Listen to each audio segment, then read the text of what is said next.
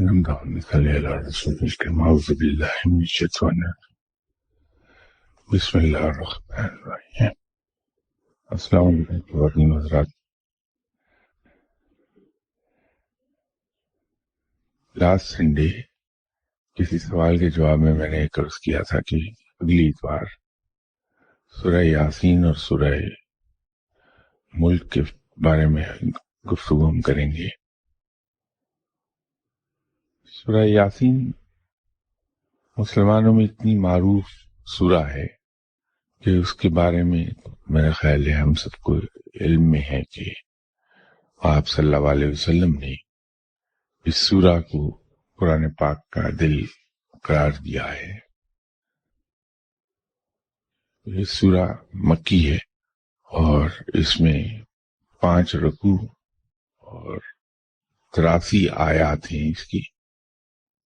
اس سورہ کی ابتدا جس لفظ سے ہوئی ہے اس سورہ کا عنوان بھی وہی ہو گیا، یاسین.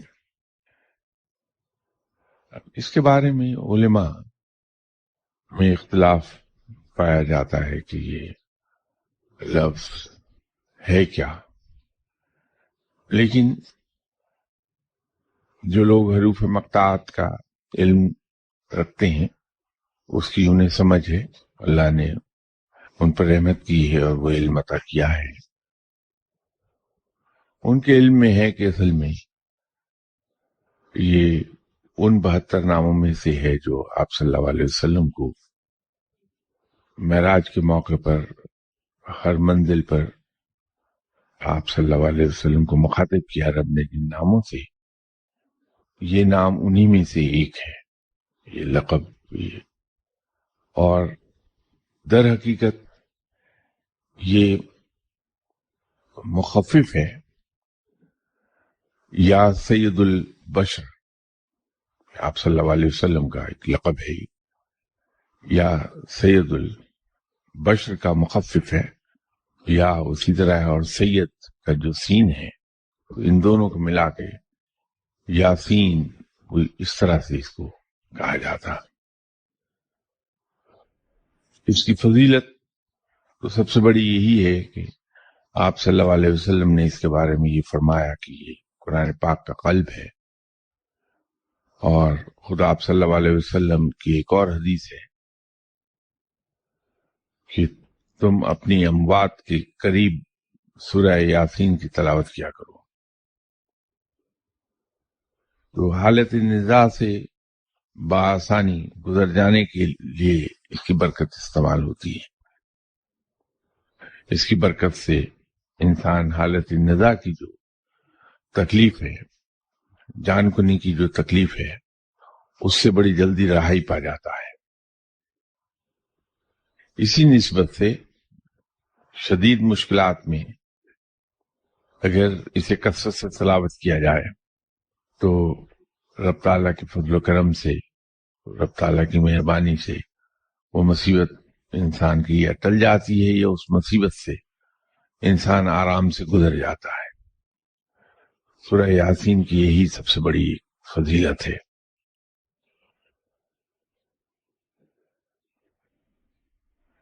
دوسری سورہ جس کے بارے میں ان صاحب نے سوال کیا تھا وہ سورہ ملک تھی. سورہ ملک کے بارے میں بھی زیادہ تر علماء کا خیال یہی ہے کہ یہ سورہ مکی ہے اور یہ نازل ہوئی تھی آپ صلی اللہ علیہ وسلم کے نبوت کے اعلان کے ابتدائی دنوں میں، کیونکہ اس کا تمام تر مضمون وہ اس بات کی گواہی دے رہا ہے کہ یہ نبوت کے ابتدائی زمانے کی سورہ ہے.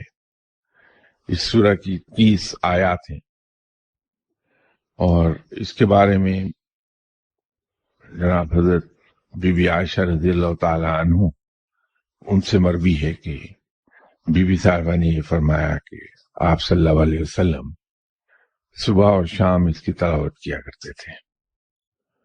خود آپ صلی اللہ علیہ وسلم نے اپنے صحابہ سے فرمایا کہ میں تمہیں ایک ایسی سورہ بتاتا ہوں جس کی 30 آیات ہیں، اور یہ سورہ قیامت کے روز رب تعالیٰ سے تم لوگوں کی شفاعت کرے گی، سفارش کرے گی کہ تمہیں بخش دیا جائے۔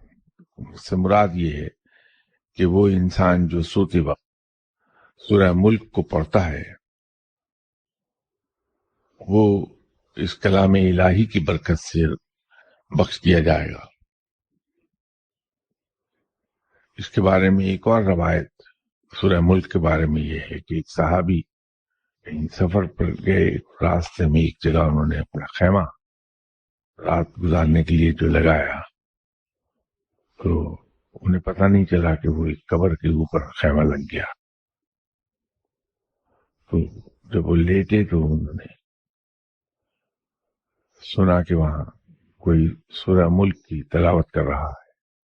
اس بات سے وہ پریشان ہوئے اور خیمے سے نکل کے آپ صلی اللہ علیہ وسلم کی خدمت اقدس میں حاضر ہوئے اور آپ صلی اللہ علیہ وسلم سے عرض کی کہ یا رسول اللہ صلی اللہ علیہ وسلم، اس طرح سے میرے خیمے میں تلاوت کی آواز آ رہی ہے، کوئی شخص سورہ ملک تلاوت کر رہا ہے۔ آپ صلی اللہ علیہ وسلم نے فرمایا کہ وہاں ایک قبر ہے، اس میں جو مردہ ہے وہ اس سورہ کی تلاوت کر رہا ہے، کیونکہ وہ اپنی زندگی میں بھی سورہ ملک کی تلاوت کثرت سے کرتا۔ تو اس موقع پر بھی فرمایا آپ صلی اللہ علیہ وسلم نے کہ اس سورہ کو پڑھنے والا بخش دیا جائے گا۔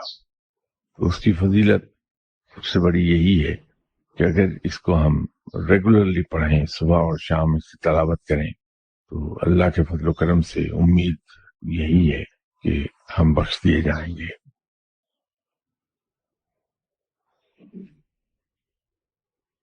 کسی صاحب نے یہ سوال پوچھا ہوا ہے کہ کچھ دنوں سے مراقبہ کو ذہنی ورزش کے طور پر شروع کیا، لیکن اسی دوران محسوس ہونے لگا کہ دل میں ایک عجیب سا سکون اور ذہن کو وقت کے لیے کسی اور دنیا میں چلا جاتا ہے۔ اور اسی دوران ایک مرتبہ پورے جسم میں یا دل میں کرنٹ سا محسوس ہوا، یہ کیا ہوتا ہے اور مزید اس میں بہتری کس طرح لے کر آؤں، رہنمائی کر دیں۔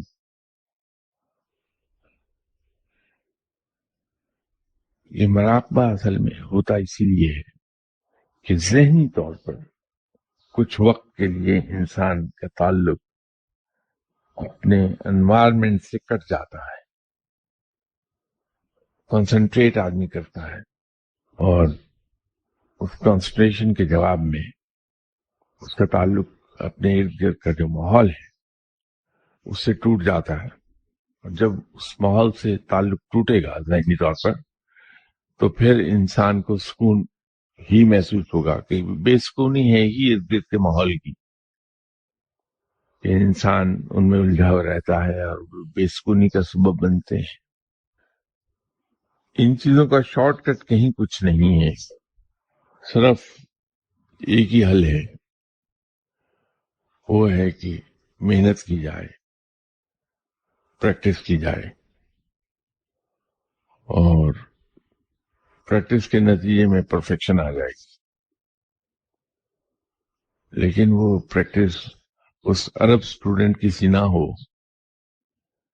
جس نے آکسفورڈ یونیورسٹی میں داخلہ لیا تھا، اور جیسا کہ آپ کو معلوم ہے کہ آکسفورڈ اور کیمبرج یونیورسٹیز زبان کی درستگی اور الفاظ کی ادائیگی، تلفظ اور اس کا لب و لہجہ اس کے بارے میں بڑے پرٹیکولر ہیں۔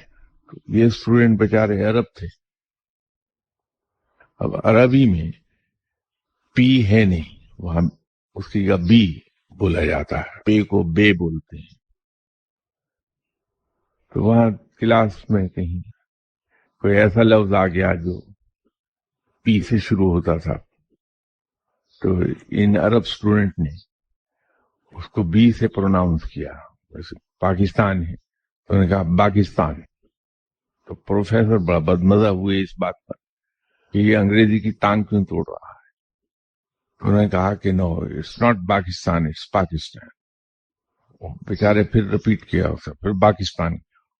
تو فائنل اس کو وارننگ مل گئی کہ اگر تم نے اپنا پروننسیشن صحیح نہ کیا تو تمہیں یونیورسٹی سے نکال دیا جائے گا۔ تو بیچارہ 15 دن چھٹی لے کر اپنے تلفظ کو درست کرتا رہا، کہ جہاں جہاں پی آتا تھا وہ بے بولتا تھا تو کریکٹ کرتا تھا پی، تو جس لفظ پر ڈانٹ پڑی تھی پاکستان پر، 15 دن کی محنت کے بعد کامیاب ہو گیا، بجائے پاکستان کہنے کے پاکستان کہہ لے اسے۔ تو کلاس میں گئے تو پروفیسر نے کہا کہ ہاں تم نے درست کر لیا پروننسیشن؟ اس نے کہا جی بالکل کر لیا۔ کہا پھر بتاؤ پاکستان کو پروناؤنس کرو۔ تو اسٹوڈنٹ نے بڑے آرام سے بہت خوبصورت طریقے پہ اسے پاکستان کہہ دیا۔ تو پروفیسر نے بڑا اپریشیٹ کیا اور کلاس سے کہا کہ دیکھو اگر انسان محنت کرے تو کیا ہو نہیں سکتا۔ تو اس سے کہا کہ ہاں یہ بتاؤ how could you do it, تمہاری تو جو مادری زبان ہے اس میں پے ہے نہیں، تو اس میں کامیاب کیسے ہوئے؟ اس نے اسٹوڈنٹ نے جواب دیا سر بائی پریکٹس۔ تو یہ ایسی پریکٹس نہ کیجیے گا کہ وہ بائی پریکٹس کہنا پڑ جائے۔ بہرحال یہ کام سوائے پریکٹس کے اور ہو نہیں سکتا۔ پریکٹس کر لیجئے، یہ انشاءاللہ نہ صرف سکون بڑھتا چلا جائے گا بلکہ آپ کی ویژن کلیئر ہوتی جائے گی اس میں۔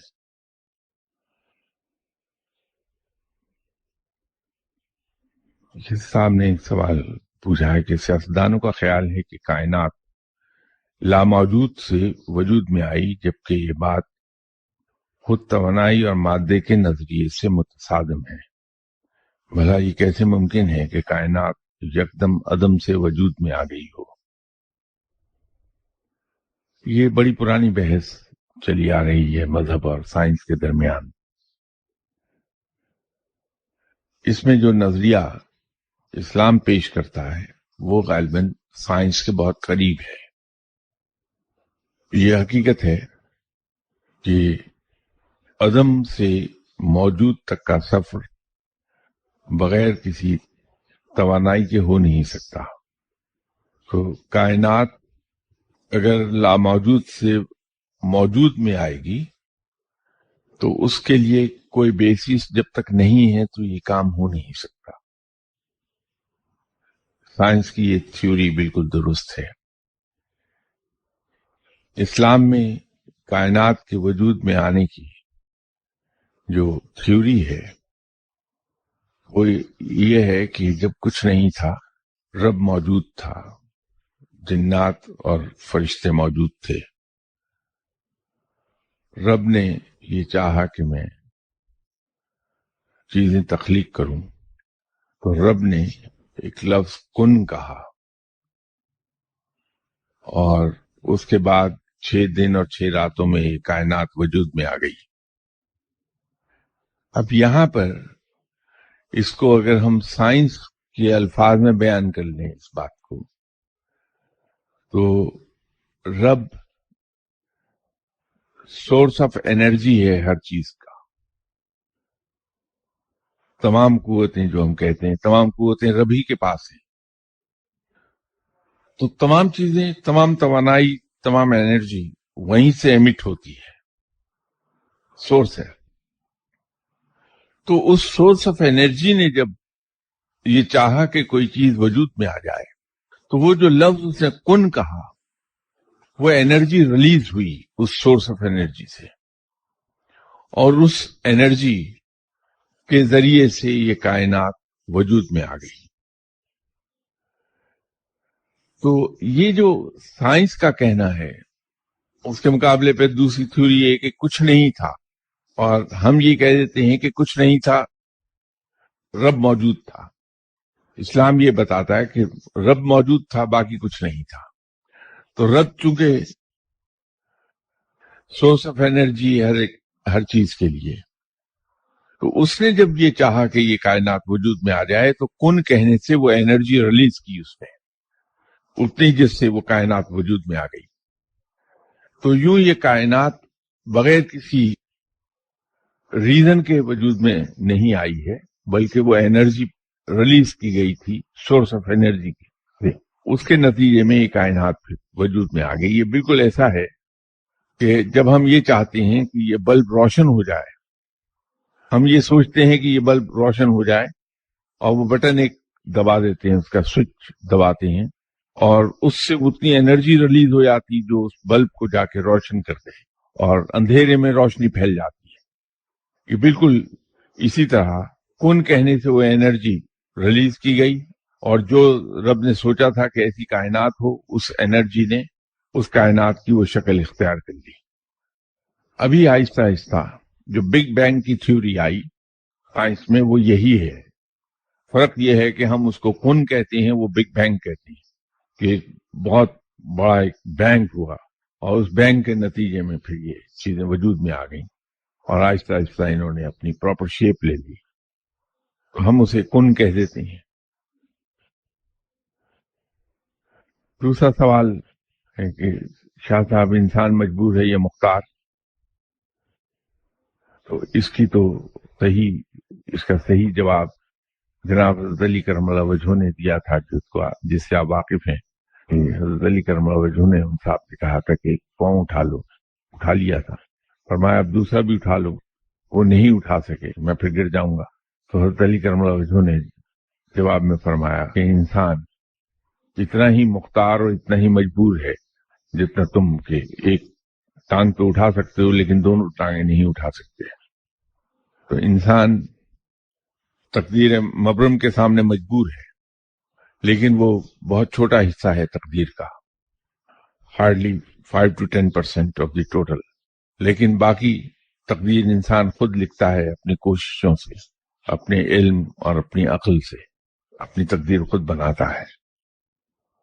تو نیم مختار ہے، نیم مجبور ہے۔ یہ تیسرا سوال اس کا فتوی سے تعلق ہے، اور میں ہمیشہ ایک عرض کیا کرتا ہوں کہ میں مفتی نہیں ہوں، میں مجاز نہیں کوئی فتویٰ دینے کا۔ جب میں کسی چیز کا مجاز نہیں تو اس کو میں اگر دوں گا تو میں غیر اخلاقی حرکت کر رہا ہوں گا۔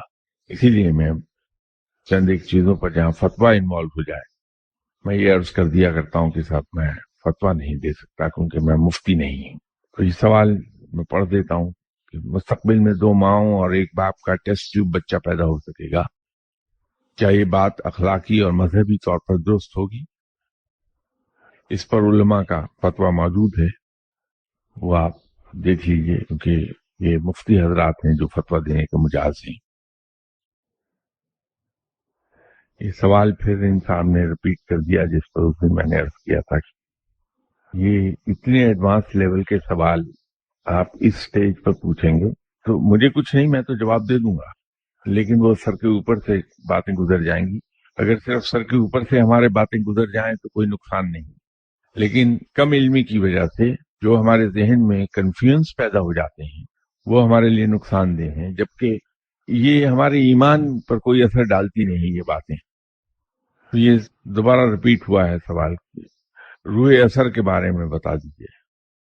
ہم اگر فی الحال ان باتوں تک اپنے آپ کو محدود کر لیں جو ہماری دنیا اور آخرت دونوں کو سنوار دیں، جس کے بارے میں ہم سے روز حساب پوچھا جائے گا کہ ہم نے یہ کیا یا نہیں کیا۔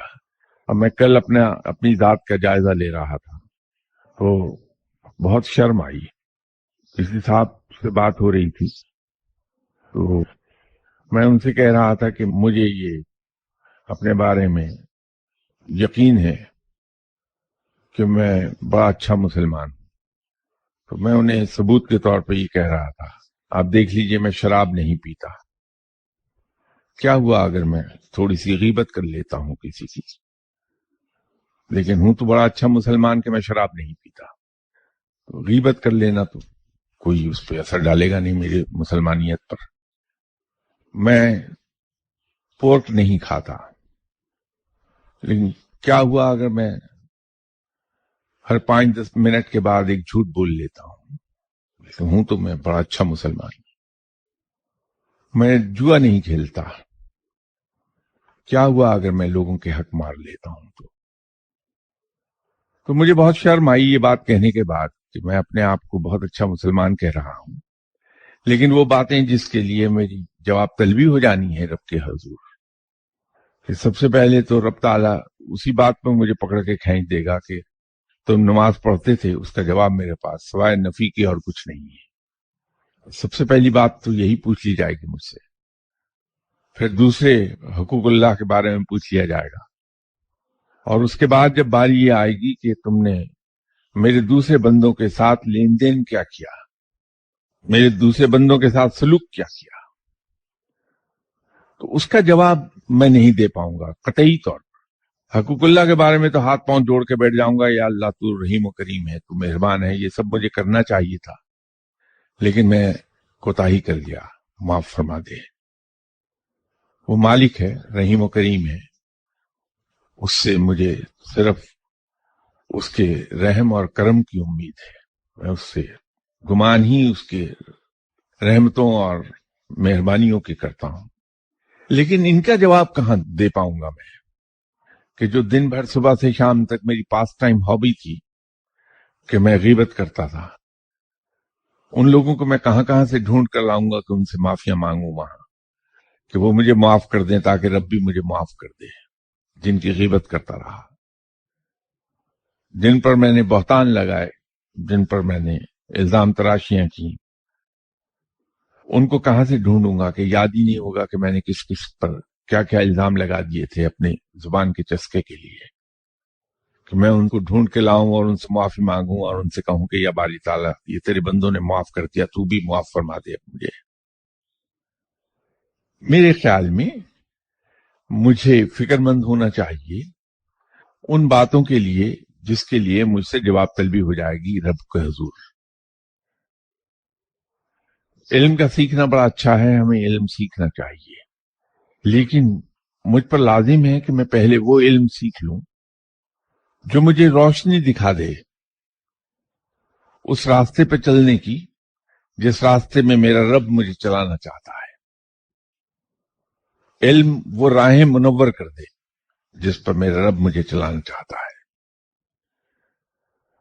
جب ایک بار ہم اس پر پختہ ہو جائیں تو پھر علم کے دوسرے مقامات کی طرف ہمارا سفر ہو سکتا ہے، لیکن پہلے تو ضروری یہی ہے کہ ہم کسی طرح سے اپنے رویوں کو اس طرح سے درست کر لیں کہ ہمیں کل کو جب روز حساب اللہ کے حضور جانا ہو تو ہم وہاں آپ صلی اللہ علیہ وسلم کے حضور شرمندہ نہ ہوں کہ ہم نے امتی ہو کے کیا کیا، اور رب کے حضور بھی ہم جواب دہی کر لیں۔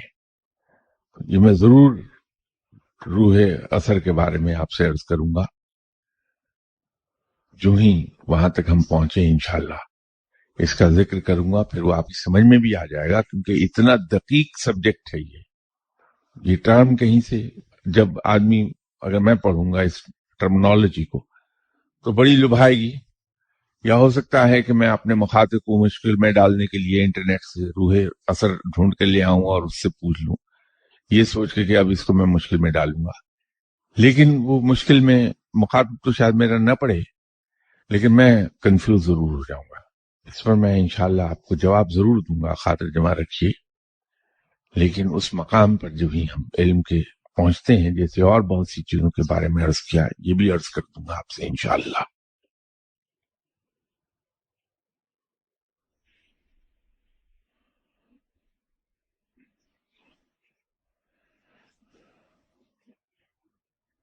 یہ کسی صاحب نے انگریزی میں سوال کیا ہے، ان کا پہلا سوال تو آپ نماز کی کتاب لے لیجئے، اس میں آپ کو جمعے کی سنتیں اور فرض مل جائے گی اس میں، کیونکہ پھر لوگ، مجھے اعتراض نہیں، میں تو جواب دے دیتا ہوں بھی، لیکن لوگ احتجاج کرتے ہیں میرے ساتھ کہ ایسی چیزوں کو ڈسکس نہ کیجیے جو پہلے سے ایزیلی اویلیبل ہے۔ تو جمعے کی سنتیں اور فرض آپ نماز کی کتاب دیکھ لیجیے، اس میں مل جائیں گے۔ دوسرا سوال ان کا، we come for lectures and got answers and ilm also, but what we will say when we come for dua, as if we say that we have worry about our business and other worries. This is not right in my view. I want to know that what did you like your followers. اب ایک چیز تو پہلے میں بالکل واضح کر دوں کہ میں اس لائق ہی نہیں کہ کوئی مجھے فالو کرے، اس لیے میرا کوئی فالوور نہیں۔ نہ بیت کا سلسلہ میں چلاتا ہوں، نہ شاگرد بناتا ہوں. یہ جو ہم یہاں جمع ہوتے ہیں وہاں ہم برابری کے لیول پہ جمع ہوتے ہیں. نہ کوئی سکھاتا ہے نہ کوئی سیکھتا ہے. یہاں ہر آدمی کو حق حاصل ہے، جو چاہے بول دے. دعا کے سلسلے میں بہت مرتبہ میں نے عرض کیا، یہ جو کتابیں چھپ کے آئیں ان میں بھی جگہ جگہ ہے، لیکچرز میں ہے. ویسے میں دعا کے دوران بھی عرض کرتا رہتا ہوں لوگوں سے کہ ابھی میں یا آپ مجھے کہیے کہ شاہ صاحب آپ رب کا شکر ادا نہیں کرتے، تو میرا فوری جواب آپ کو یہ ہوگا، بجائے یہ کہ میں یہ کہہ سکوں آپ سے کہ اللہ مجھ پر رحم فرمائے، مجھ سے کہاں کوتاہی ہو گئی بھائی مجھے بتا دیں، تو میں فوراً آپ کو یہ جواب دوں گا کہ نہیں، میں تو دن رات اللہ کا شکر ادا کرتا ہوں. در حقیقت میں شکر ادا نہیں کر پاتا اللہ کا. ابھی میں یہاں بیٹھا ہوں تو آپ سے عرض کر دوں گا کہ گرمی کتنی ہے. آج گرمی بہت پڑ رہی ہے، آج سردی بہت پڑ رہی ہے. یا یہ کہ میرا کوئی کام ہی نہیں ہوتا، میں جس کام کو ہاتھ ڈالتا ہوں ناکامی میں ہوتی ہے. رزق کی بڑی تنگی ہے، روٹی پوری نہیں ہوتی. تو میں سب سے ایک عرض کیا کرتا ہوں کہ بھائی یہ رب کا شکوہ بیان نہ کرو. یہ سب کہنا اپنے پالنے والے کا شکوہ بیان کرنا ہے، اور شکر گزاری کے منافی بات ہے. دعا پر آنے کے لیے میں لوگوں سے ہمیشہ ایک عرض یہی کیا کرتا ہوں کہ بھائی آپ بہت سادہ اور بھولے لوگ ہیں، آپ اپنے سے کہیں زیادہ گناہگار شخص کے پاس دعا کے لیے آ رہے ہیں. آپ سب مجھ سے بہتر لوگ ہیں، بہتر مسلمان ہیں، بہتر انسان ہیں. میں کتنا سیاہکار اور کتنا گناہگار ہوں آپ کو اندازہ نہیں اس کا. تو مجھے سے ایک سیاہکار اور گناہگار کے پاس دعا کے لیے آ کے کیا لیں گے؟ آپ گھر پہ بیٹھیے، رب کے حضور دعا کیجئے کہ رب تعالیٰ آپ کے کام کرتے. میں نے شاید کسی نشست میں ایک چیز کا ذکر کیا تھا کہ میں آفس سے اٹھ کے اپنے مرشد صاحب کے پاس، روحانی گائیڈ جو تھے ان کے پاس حاضر ہوا تو حبس بہت تھا، گرمی بے پناہ تھی. حضرت صاحب رہتے بھی بڑے چھوٹے سے کمرے میں تھے، 3.5 فٹ بائی 5.5 فٹ کا ایک باتھ روم تھا جس کو کمرہ بنایا ہوا تھا انہوں نے. تو وہاں حبس اور بھی زیادہ تھا. کہیں میری زبان سے ہی بات نکل گئی کہ حضور آج گرمی بہت ہے. تو بڑی شدید ڈانٹ پڑی کہ تمہیں یہ حق کس نے دیا کہ تم اپنے آقا کے کسی کام پر انگلی اٹھا سکو؟ وہ مالک ہے اس کائنات کا، یہ اس کا حق ہے، اس کی مرضی ہے کہ وہ گرمی کتنی برساتا ہے اور سردی کتنی دیتا ہے. تمہیں کیا حق ہے کہ تم اس کا شکوہ کرو؟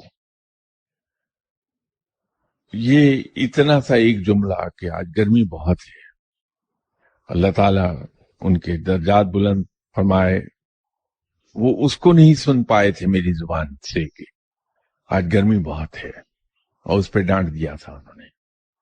تو ہم جب کسی دعا کرنے والے کے پاس جاتے ہیں تو جا کے جو مبالغے کے انداز میں بات کرتے ہیں، یہ جملہ ہمارا عام ہوتا ہے کہ میرا کوئی کام ہوتا ہی نہیں ہے. بس غضب خدا کا، یہ میں الزام لگا رہا ہوں اپنے مالک پر کہ میرا کوئی کام نہیں کرتا. اگر کوئی کام نہیں کرتا تو اس نے مجھے پہلی سانس سے لے کے آج تک جو زندہ رکھا، کیا وہ کام نہیں تھا؟ اس نے جو اپنی بنائی ہوئی ہوا مجھے فری آف کاسٹ پرووائڈ کی ان تمام سالوں میں، کیا یہ اس کا احسان نہیں ہے؟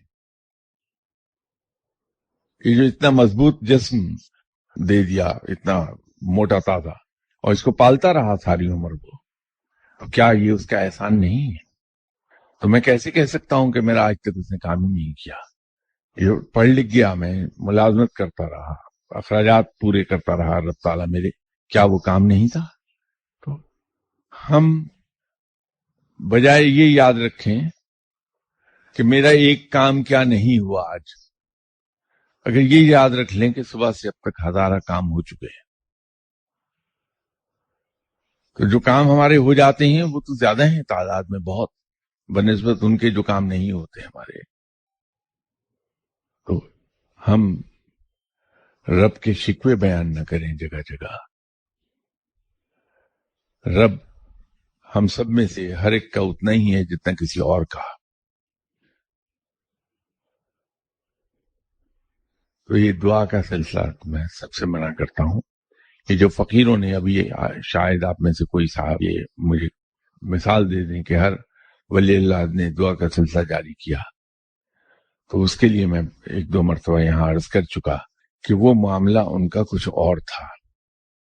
انہوں نے اس دعا کے سلسلے کو بالکل اسی طرح استعمال کیا جس طرح کوئی مزاری ڈگڈگی کو استعمال کرتا ہے کہ ڈگڈگی بجا کے لوگوں کو اپنی طرف متوجہ کرتا ہے اور اپنے ارد گرد اکٹھا کر کے اپنے مطلب کی بات کرتا ہے. تو یہ تبلیغ اسلام کے لیے نکلے تھے فقیر لوگ. ان کی ضرورت تھی کہ کوئی ایسا ذریعہ ہو جس سے نان مسلم ان کے ارد گرد اکٹھے ہوں. تو وہ دعا کا سلسلہ جاری کیا. تو رب تعالیٰ کو چونکہ اپنا دین پھیلانا مقصود تھا تو اللہ نے ان کی زبان میں تاثیر بخش دی، انہیں مستجاب الدعوات کر دیا. تو جو ان سے دعا کرا کے گیا کامیاب ہوا. تو یوں لوگ ان کے ارد گرد اکٹھے ہوئے اور پھر انہوں نے اپنی پرسنل ایگزامپل سے انفلوئنس کر کے انہیں مسلمان کرنا شروع کر دیا. تو وہ تبلیغ اسلام کے لیے اس دعا کو انہوں نے ڈگڈگی کے طور پہ استعمال کیا تھا. ہم میں سے کوئی آدمی خواہ وہ مجھ جیسا گنہگاری کیوں نہ ہو اس کی بھی سنتا ہے رب. تو آپ تو سب بڑے نیک لوگ ہیں، براہ راست دعا کیجیے اللہ سے، اللہ تعالیٰ ضرور سنے گا.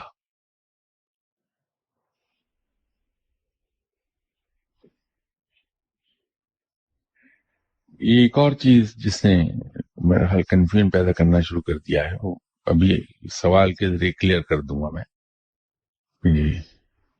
ایک تیسرا انسان نے سوال کیا ہے کہ come and you give someone toffee and someone other thing. What is the concept? As you like them more, those you give other things. صاحب وہ کچھ بھی نہیں ہے. یاد کر لیجئے کہ آپ صلی اللہ علیہ وسلم کی ایک سنت ہے کہ جو کوئی بھی آپ صلی اللہ علیہ وسلم کے پاس حاضر ہوا جاتے وقت کچھ نہ کچھ اس کو دے کے رخصت کیا آپ صلی اللہ علیہ وسلم نے.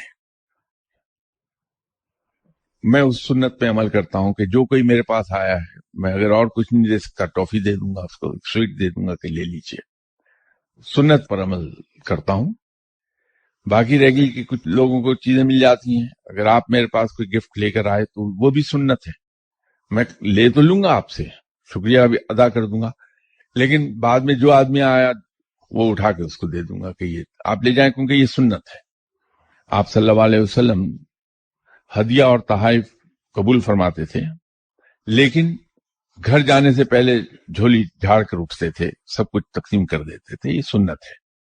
تو میں اس سنت پہ عمل کرتا ہوں کہ کوئی اگر تحفتاً میرے لیے کوئی چیز لے آیا تو میں اس سنت کی پیروی میں جو کوئی بندہ آیا جس کے لیے دل سے آواز آئی کہ یہ اس کو دے دو، دے دی، کیا ہو. تو اس میں تو کوئی اتنی بڑی مشکل بات نہیں. آپ ذرا غور فرماتے تو سمجھ میں آ جاتا کہ یہ تو سنت ہے. تو اس میں قطعی طور پر یہ کنسیڈریشن نہیں کہ کوئی زیادہ میرے قریب ہے تو اس کو میں نے کچھ اور دے دیا. تو بدترین دشمن کو بھی اگر وہ تشریف لے آئے میرے پاس، جو ہوگا پکڑا دوں گا، یہ لے لیجیے آپ.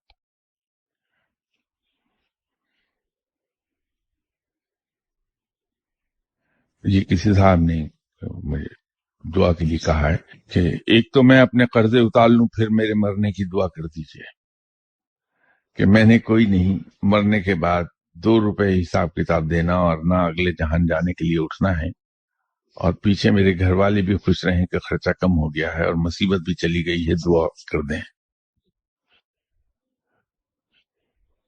بھائی آپ صلی اللہ علیہ وسلم نے مرنے کی دعا سے منع کیا ہے. انلیس کہ آپ مجھ سے کوئی بدلہ لینا چاہ رہے ہیں، مجھے کیوں پھنسا رہے ہیں کہ میں آپ سے مرنے کی دعا کر دوں اور میں خود پھنس جاؤں. یہ دعائیں نہیں کرتے. قرض رب تعالیٰ اتار دیا کرتا ہے، صرف ہمیں اس طرح سے کوشش کر لینی چاہیے جس طرح کے مسلمان پر فرض ہے. آپ پوری قوت سے محنت کیجیے اور اس کے ساتھ ساتھ رب تعالیٰ کے حضور دعا کرتے رہیے کہ یا باری تعالیٰ مجھ پر رزق وسیع کر دے تاکہ میں اپنے قرض اتار لوں، کہ میں مقروض مرنا نہیں چاہتا۔ اللہ تعالیٰ بڑا رحیم و کریم ہے، وہ یقیناً آپ کی دعا سنے گا اور انشاءاللہ تعالیٰ آپ کے قرض اتر جائیں گے، لیکن کوشش فرض ہے۔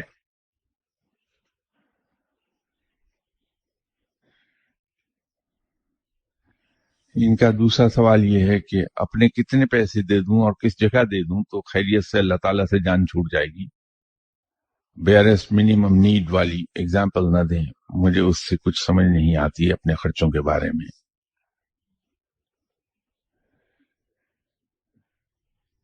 بھائی آپ میں جتنی ہمت ہے، جتنی سکت ہے، آپ اخلاص کے ساتھ اللہ کے بندوں کی خدمت کر دیجئے، اللہ تعالیٰ قبول فرمائے گا اور اس کے صدقے آپ کی مشکلیں آسان ہو جائیں گی۔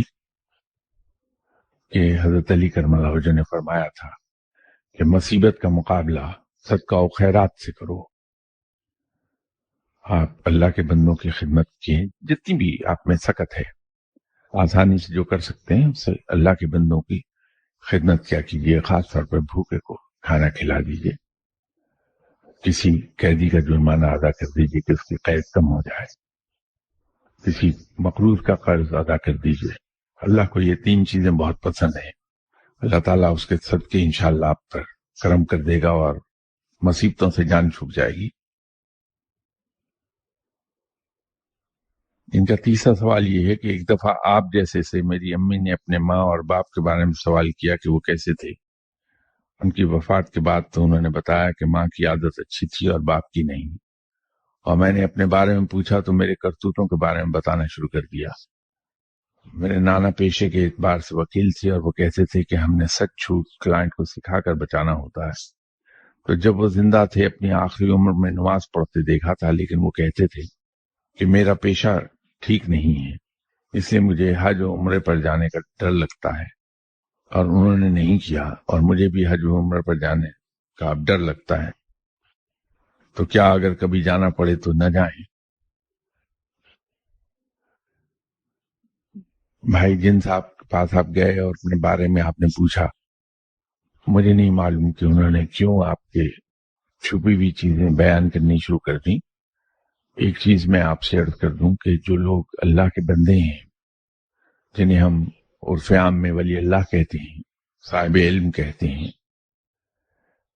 وہ لوگوں کے رازوں کو بیان نہیں کرتے کبھی۔ ان کے پاس اگر کوئی ایسا آدمی بھی چلا جائے جو کسی طوائف کے گھر سے گانا سن کر آیا ہے اور ان سے وہ یہ کہہ دے کہ میں تہجد کی نماز پڑھ کے آ رہا ہوں، تو پلٹ کے اسے شرمندہ نہیں کریں گے یہ کہہ کے کہ نہیں بھائی تم تو طوائف کے یہاں سے آ رہے ہو۔ وہ مسکرا دیں گے کہ جھوٹ پر گواہی دے نہیں سکتے یہ کہہ کے کہ ہاں تم نماز پڑھ کے آئے ہو، اور سچ ظاہر نہیں کر پاتے، وہ صرف مسکرا دیں گے آپ سے جواب میں۔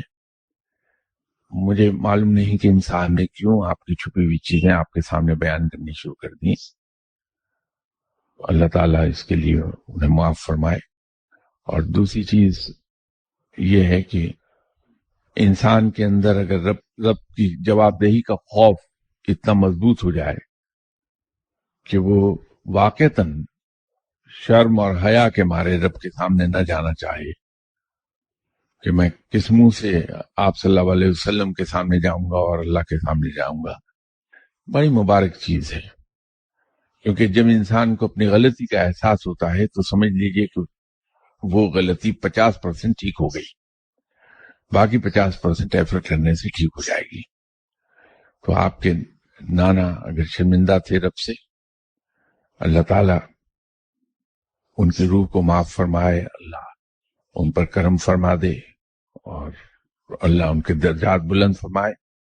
آپ ضرور جائیے جب موقع ملے، حج ہم پر فرض ہے اگر ہمارے وسائل اجازت دیتے ہیں، اس فرض کو ادا کر لیجئے اور اللہ سے دعا کرتے رہیے کہ پروردگار آپ پہ کرم فرما دے، آپ کو توفیق بخش دے کہ آپ اس کے بتائے ہوئے راستے پر چل پائیں۔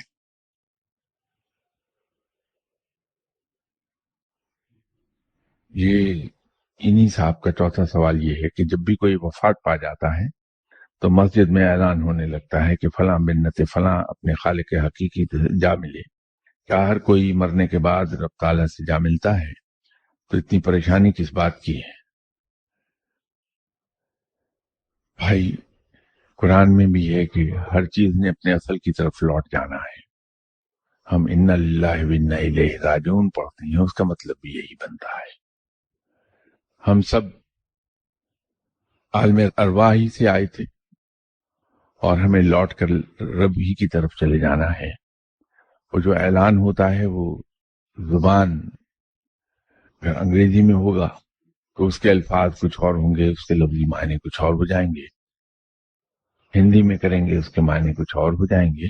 تو زبان اٹس میٹر آف ایکسپریشن، لیکن اس کا مقصد یہ ہوتا ہے کہ جو کوئی جہاں سے آیا تھا اس طرف کو واپس چلا گیا. قرآن کے الفاظ میں اپنی اصل کی طرف لوٹ گیا. یہ جو آپ نے فرمایا کہ اگر ہر ایک کو رب سے ہی جا ملنا ہے تو پریشانی کس بات کی ہے؟ تو بھائی پریشانی اس بات کی نہیں ہے کہ ہم رب کی طرف لوٹ جائیں گے. پریشانی یہ ہے کہ جب رب کی طرف لوٹ جانے کے بعد ہمارا حساب کتاب شروع ہوگا تو کیا ہوگا؟ فقیر لوگ موت کے منتظر ہوتے ہیں، دعا نہیں مانگتے لیکن موت کے منتظر ہوتے ہیں کہ وہ دن کب آئے گا کہ ہم اپنے دوست سے جا ملیں گے، ہمارے دوست سے ملاقات ہو جائے گی. لیکن حساب کتاب سے کانپتے رہتے ہیں ہر وقت کہ جب حساب کتاب ہوگا تو معلوم نہیں کہاں پکڑا جاؤں میں، کہ کوتاہیاں بے شمار ہیں. تو پریشانی یہ نہیں کہ رب سے جا ملوں گا، پریشانی یہ ہے کہ میرا جب حساب کتاب ہوگا تو میں کیا کہوں گا کہ میرے نامہ اعمال پر تو گناہوں کی سیاہی پھری ہے.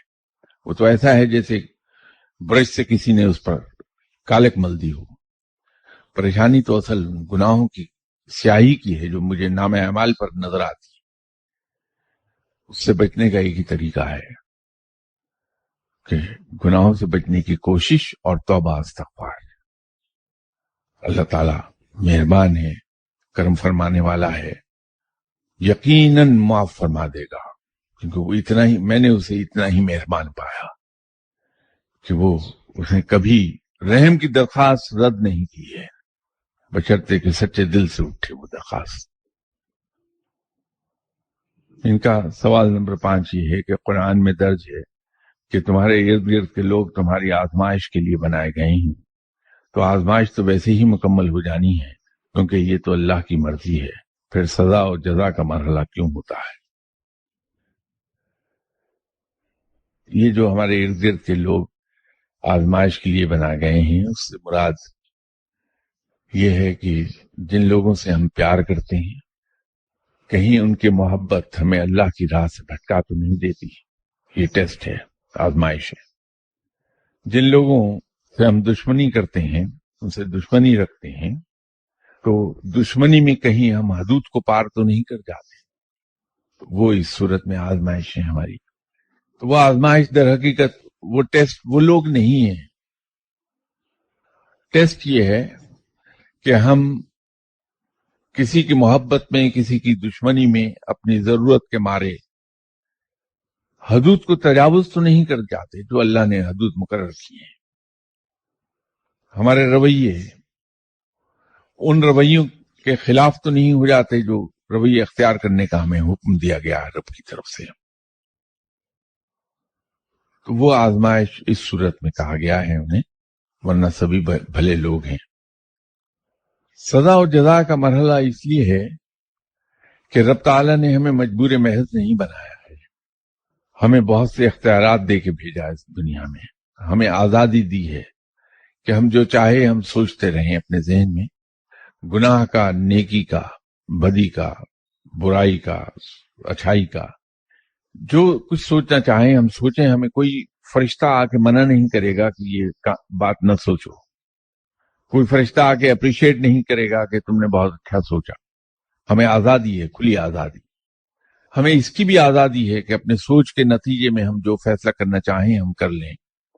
کہ اگر میں نے گناہ کا سوچا ہے تو مجھے یہ پوری آزادی ہے کہ میں اس گناہ کو کرنے کا ارادہ کر ڈالوں.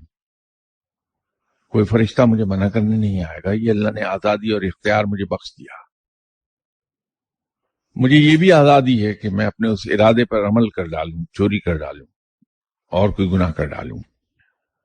گناہ کرتے وقت کوئی فرشتہ مجھے آ کے روکے گا نہیں، اس لیے کہ یہ مجھے اختیار دے دیا گیا ہے. کیونکہ اختیار میرے پاس ہے سوچنے کا، ارادہ کرنے کا اور عمل کرنے کا، تو ذمہ داری میں میری ذات پر ہے. تو مجھ سے جو جواب طلب کیا جائے گا وہ اس ذمہ داری کا طلب کیا جائے گا جو مجھ پر عائد ہوتی ہے کہ میں نے اپنے اس اختیار کو استعمال کس طرح سے کیا. کیا اللہ کے احکامات کے مطابق کیا یا اللہ تعالیٰ کے احکامات کے خلاف کیا؟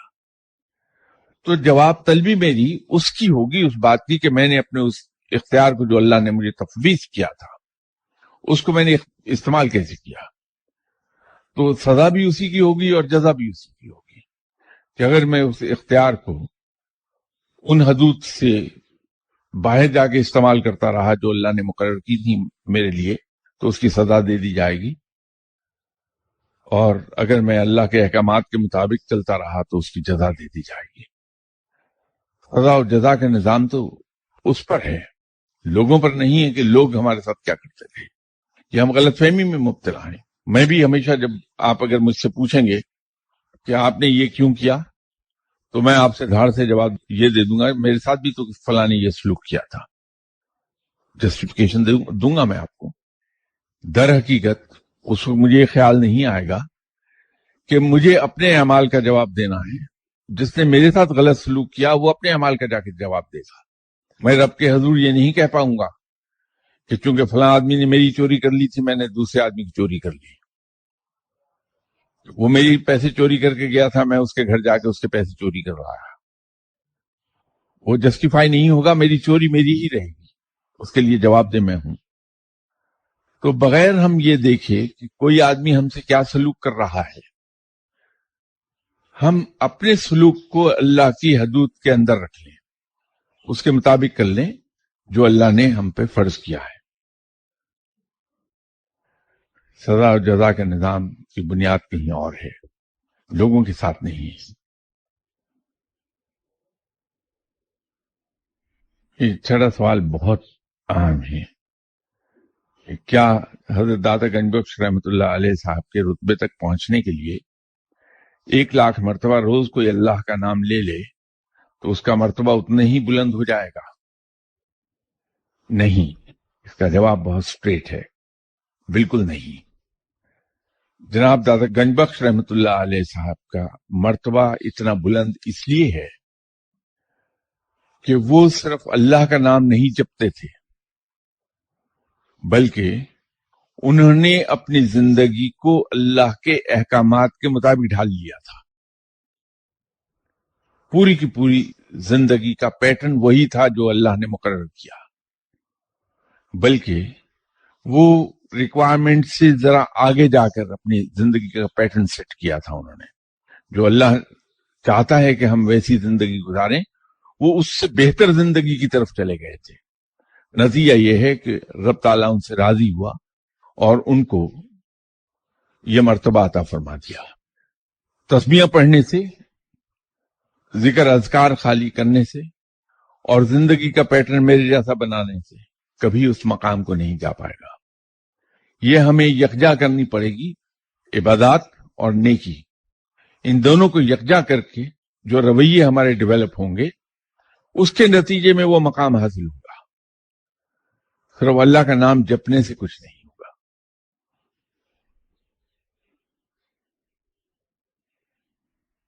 ساتواں سوال انہوں نے کیا ہے کہ مرتے وقت جان آرام سے نکل جائے اس کے لیے کچھ بتائیں. بہت سادہ ایک لفظ کا جواب، نفس مطمئنہ. جس کا نفس اس مقام پر آ گیا وہ منتظر رہتا ہے کہ میرے رب سے میری ملاقات کب ہوگی، اور جان اس کی بڑی آسانی سے نکلتی ہے. معافی چاہتا ہوں آج آپ کے 10 منٹ میں فالتو لے گیا، لیکن یہ جواب میں دینا چاہتا تھا کہ ان کی تحریر سے اندازہ ہو رہا تھا کہ مشکل میں ہیں، فرسٹریٹڈ ہیں. آپ سے معافی چاہتا ہوں کہ آپ کے فالتو 10 منٹ لیے میں نے. اگلی اتوار تک کے لیے اجازت چاہتا ہوں. السلام علیکم.